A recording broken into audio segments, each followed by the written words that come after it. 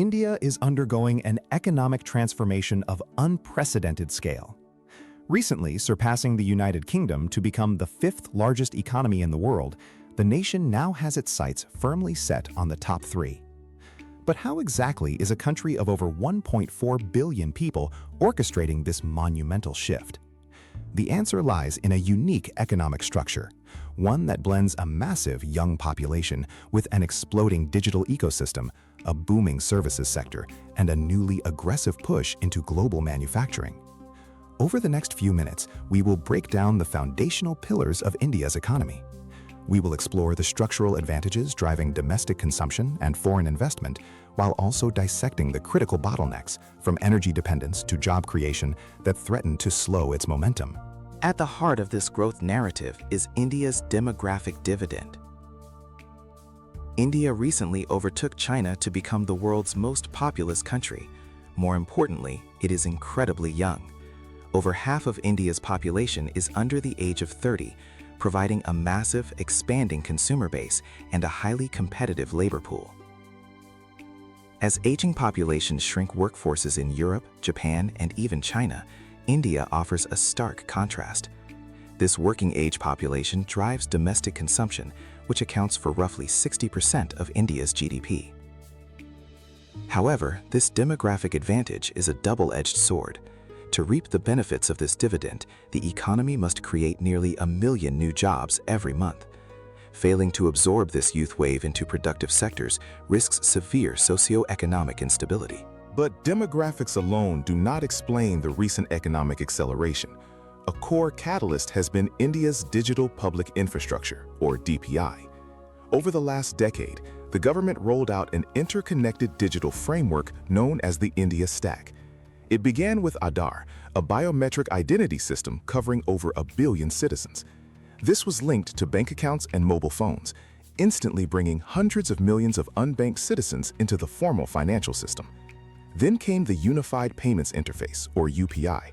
Today, UPI processes billions of instant, zero-cost microtransactions every month, far surpassing digital payment volumes in the US and China combined. This digital revolution has formalized a large portion of the informal economy, widened the tax base, and dramatically reduced the cost of doing business.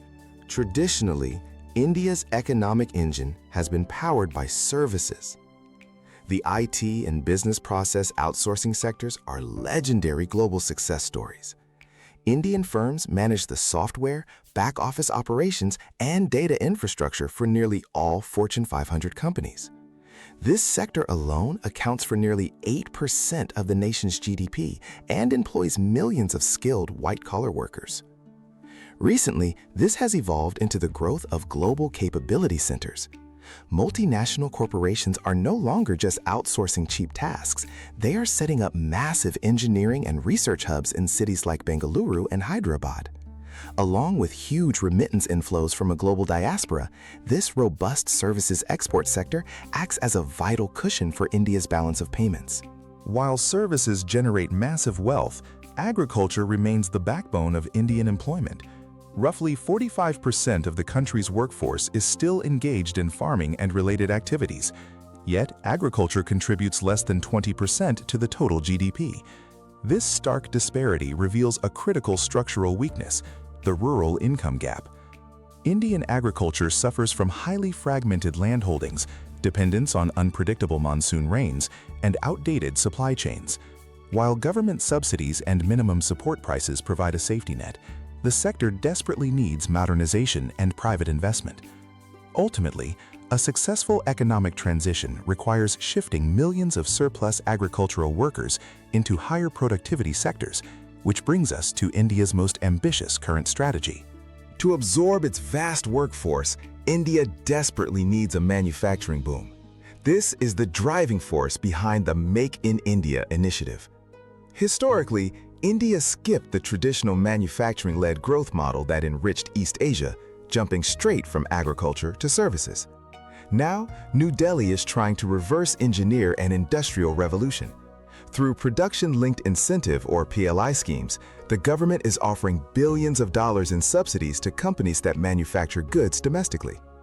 Capitalizing on the global China Plus One strategy, where multinational companies seek to diversify their supply chains away from Beijing, India is scoring major wins.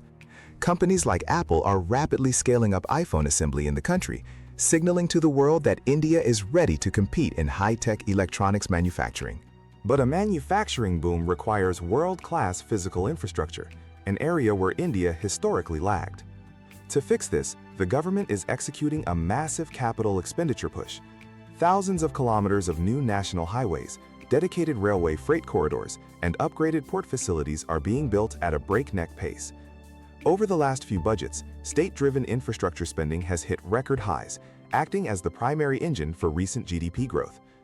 The goal is to drastically reduce logistics costs, which currently hover around 13% of GDP, significantly higher than the global average. By bringing these costs down, Indian exports become more globally competitive, and domestic trade moves with far greater friction-free efficiency. This modernized foundation of digital and physical infrastructure has given rise to a highly dynamic startup ecosystem. India now boasts the third-largest startup ecosystem globally, trailing only the US and China, with over 100 companies reaching unicorn status. Fueled by domestic and foreign venture capital, young entrepreneurs are building solutions tailored to the unique complexities of the Indian market. From massive e-commerce and food delivery networks to edtech and health tech platforms, these startups are formalizing retail and creating new consumption patterns. They are tapping into the rising middle class, bridging the gap between urban centers and smaller Tier 2 cities, and proving that the Indian domestic market is highly lucrative. However, India's ascent faces a critical and persistent constraint: energy security. To fuel its double-digit industrial growth, India requires massive amounts of energy. Yet, the country imports over 80% of its crude oil requirements.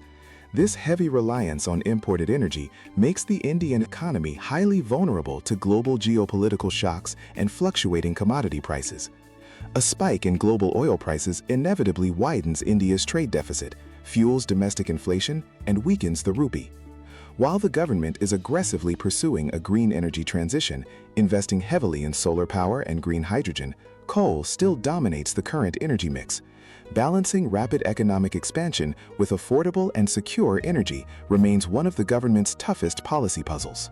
Beyond energy, India faces intense domestic pressures regarding urbanization and education. As the economy shifts away from agriculture, millions are migrating to cities, but India's urban centers are struggling under the weight of this influx. Traffic congestion, water scarcity, and inadequate housing pose serious risks to productivity. Developing secondary cities into functional economic hubs is an absolute necessity. Furthermore, while India produces millions of graduates annually, there is a severe mismatch between academic qualifications and industry needs. Employers frequently cite a lack of employable skills among the youth. Fixing the quality of education, heavily investing in vocational training, and improving female labor force participation are mandatory steps to truly harness the demographic dividend. So, what does the future hold? Can India truly become the next global economic superpower? Macroeconomically, the fundamentals are incredibly strong. The government has maintained fiscal discipline, the central bank holds robust foreign exchange reserves, and corporate balance sheets are currently very healthy. Global investors are actively reallocating capital toward India, drawn by its stability and growth premium compared to other emerging markets. But realizing its superpower ambitions requires flawless execution. Policy continuity, easing restrictive labor and land laws, and ensuring that economic growth becomes more inclusive for the lower income tiers are the immediate hurdles. It is a transition from a promising emerging market to a matured, industrialized giant. The next decade will be absolutely decisive for India's economic trajectory. The country has successfully built the digital infrastructure and capital investment momentum required for breakout growth. But managing the transition from an agrarian workforce to a formalized urban industrial economy is an immensely complex task. The choices made today regarding education, energy policy, and job creation will determine whether India realizes its full potential or remains constrained by structural bottlenecks.